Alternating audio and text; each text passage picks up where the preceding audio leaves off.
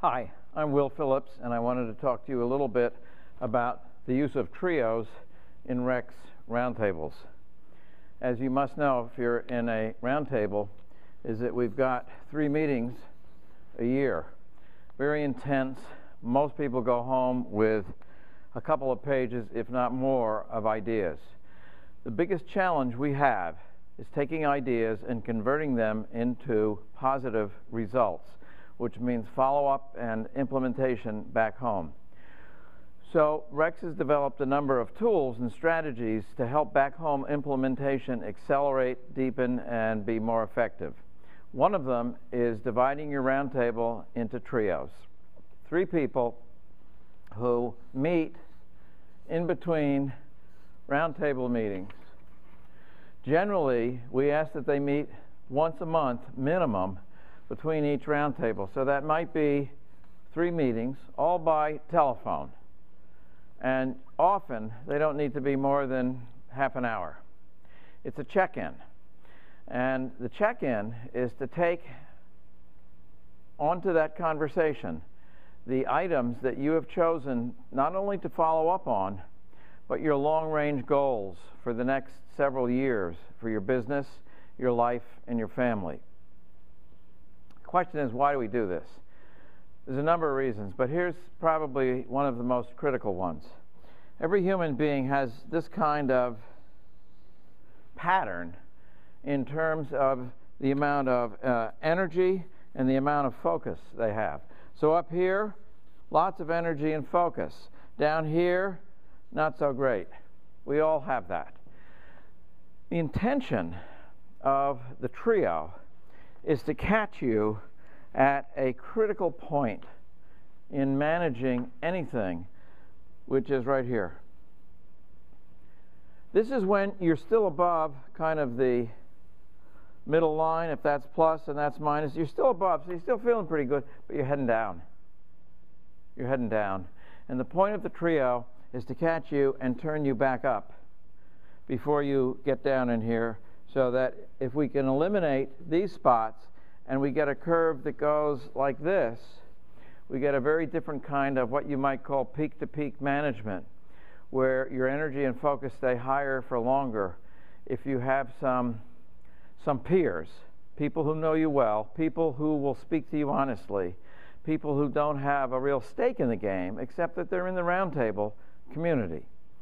So a very short phone call can deal with that.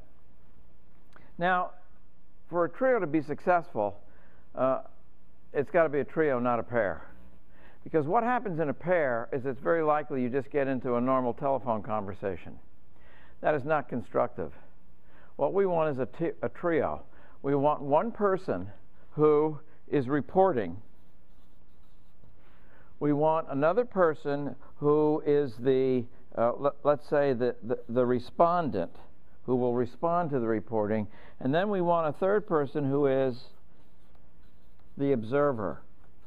This is what's really different, and this is what a trio gets you. Because the observer, by staying out of the conversation here, can notice what's happening and often think in a better way. It's kind of like the observer is the camera at a basketball game that films the game so that you can sit down and look at it later. And you can learn something very different than by playing in the game. Because when you're playing the game, you can't always do this quite as well. Now, the way the roundtable works is that each person comes in and reports on how's their motivation, how's their energy, are they making progress? That's the key question. Are they making sufficient progress on the items that they are focused on to improve, things they've taken out of the roundtable and their longer-term goals? Are they making sufficient progress so that they will be ahead of schedule in meeting their deadlines? If not, the conversation begins.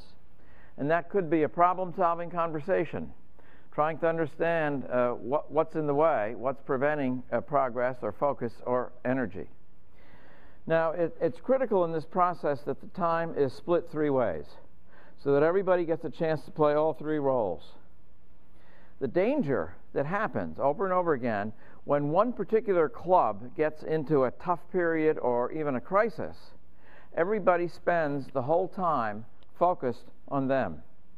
The danger of this is it turns the person who's being challenged into a victim, and it turns the other two into advisors who are giving them all their advice on what to do, the saviors. Most of the time, that saving advice is not taken. All you need is a few teenagers to find out how poorly advice is taken. But advice is not taken well and used well, and there's some important reasons. One, nobody likes to be told what to do, certainly if they're running their own business. Secondly, the person you're advising is in a different business, in a different geography, in a different setting, with a different set of experiences and capabilities, even though they're the same industry. So your advice may not work for them. At least it won't work until they accept it. So more importantly than the advice you give is the questions you ask. You might go through 5 minutes of getting an update, and you may only ask a single question. That's enough. Rather than spouting off all kinds of different potshot pieces of advice like this, which don't get used. Splitting the time, make sure that you don't fall into this trap, because I want the person who is under the most duress to also be able to help the others. That is a very important quality to help them maintain their own levels of energy. Well, that's a little bit about how to make a trio work well. The last thing is never end a trio session until you've scheduled the next one. Thanks, and good luck on implementing all those great ideas from your roundtable.